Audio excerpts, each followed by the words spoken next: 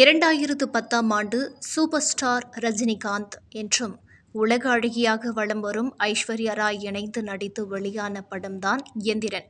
இந்த படத்தை பிரம்மாண்டத்திற்கு பேர் போன இயக்குனர் சங்கர் இயக்கியிருந்தார். இந்த திரைப்படம் உலக அளவில் திரையிடப்பட்டு 290 கோடிக்கு மேல் வசூலை வாரி கொடுத்து சாதனை படைத்தது. இந்த படம் திரையரங்கில் வெளியாகி வெற்றிகரமாக ஓடிக்கொண்டிருக்கும் பொழுதே இந்த படத்தின் கதை தன்னுடையது என்று எழுத்தாளர் ஆரூர் தமிழ்நாடன் என்பவர் சென்னை எழும்பூர் கோர்ட்டில் மனு தாக்கல் செய்திருந்தார். அதில் அவர் எழுதிய ஜோகிபா டிக் டிக் தீபிகா என்ற பெயரில் கடந்த 2007ஆம் ஆண்டு நாவலாக வெளியானது. இந்த கதையை திருடித்தான் சங்கர் எந்திரன் படத்தை இயக்கியுள்ளார். எனவே காப்புரிமை சட்டத்தின் கீழ் அவர் மீது குற்றவியல் நடவடிக்கை வேண்டும் என்றும் அவர் கூறியிருந்தார். சங்கர் இயக்கிய எந்திரன் திரைப்படத்தையும் அந்த எழுத்தாளர் எழுதிய ஜோகிபா அதாவது தீபிகா நாவலையும் ஒப்பிட்டு ஆய்வு செய்த அமலாக்கத்துறை அறிக்கை ஒன்றை சமர்ப்பித்தது. அதில் எந்திரன் திரைப்படம் ஜோகிபா நாவலை தழுவி எடுக்கப்பட்டது இருப்பது உறுதியானது. இந்த ஆதாரங்கள் அடிப்படையில்தான் இயக்குனர் சங்கர் காப்புரிமை சட்டத்தை மீறி இருப்பது உறுதி செய்து அவருக்கு சொந்தமான 10 கோடி மதிப்பிலான 3 அசையா சொத்துக்களை அமலாக்கத்துறை நேற்று முடக்கியது. 2010இல் வெளியான திரைப்படத்திற்கு 14 வருடங்களாக விசாரணை நடைபெற்று தற்போது இந்த நடவடிக்கை எடுக்கப்பட்டுள்ளது. சங்கர் சமீபத்தில் இயக்கிய கேம் சேஞ்சர் என்ற திரைப்படத்தின் கதை கார்த்திக் சுப்புராஜ் அவர்களின் கதை என்பதை வெளிப்படையாகவே அறிவித்திருந்தார் சங்கர். இதுபோன்ற முடிவுகளை சங்கர் ஏற்கனவே எடுத்திருந்தால் இதுபோன்ற பிரச்சனைகளில் இருந்து தப்பித்து இருக்கலாம்.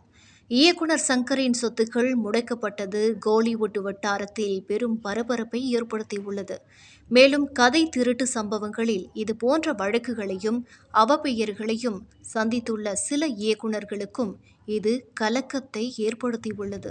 கதை திருட்டு என்றாலே அதற்கு பேர் போன இன்னொரு இயக்குனரும் இருக்கிறார். அது யார் என்றால் இயக்குனர் AR முருகதாஸ். இவர் 2005இல் சூர்யாவை வைத்து இயக்கிய கஜினி திரைப்படம், கிறிஸ்டோபர் நோலன் இயக்கத்தில் வெளிவந்த மெமெண்டோ என்ற திரைப்படத்தின் காப்பி என்று அப்பட்டமாக தெரிந்தது. இவர் இந்த திரைப்படத்திற்கு முன்னதாகவே விஜயகாந்தை வைத்து இயக்கிய ரமணா திரைப்படம் இயக்குனர் நந்தா உடையது. அந்த பிரச்சனையே ஈடுகட்டவே சாதுரியமாக விஜயகாந்த் அந்த இயக்குனருக்கு தென்னவன் என்ற திரைப்படத்தை கொடுத்ததாகவும் ஒரு கதை தமிழ் கோலிவுட் வட்டாரத்தில் இன்று வரை பேசப்படுகிறது. இதோடு நிறுத்தாத AR முருகதாஸ் அறம்படத்தை இயக்கிய இயக்குனரான கோபி நயினாரிடமும் கைவரிசை காட்டியிருந்தார்.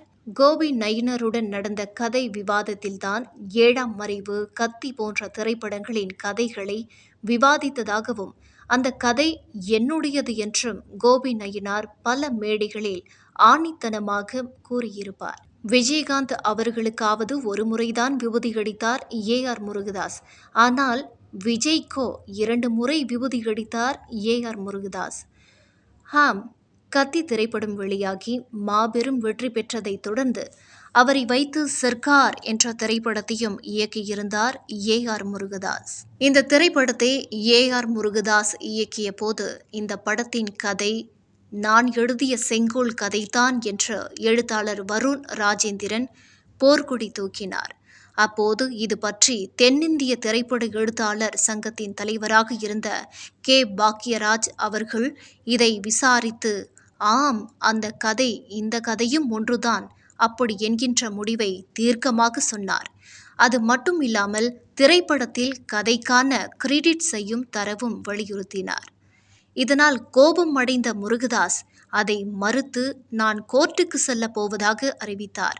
பிறகு சமரசத்திற்கு வந்த முருகதாஸ் திரைப்படத்தில் அவரின் பெயரை போடவும் அவருக்கு உரிய இழப்பீட்டு தொகையை கொடுக்கவும் அந்த பட தயாரிப்பு நிறுவனமான சன் பிக்சர்ஸ் ஒப்புதலோடு செய்து முடித்தார். இப்படி அவ்வப்போது கதை திருட்டு சம்பவங்கள் நடந்து கொண்டுதான் இருக்கிறது. சமீபத்தில் RJ பாலாஜி நடித்திருந்த சொர்க்கவாசல் கதை என்னுடையது என்று ஒருவர் சமூக வலைதளங்களில் கதறி கொண்டிருந்தார்.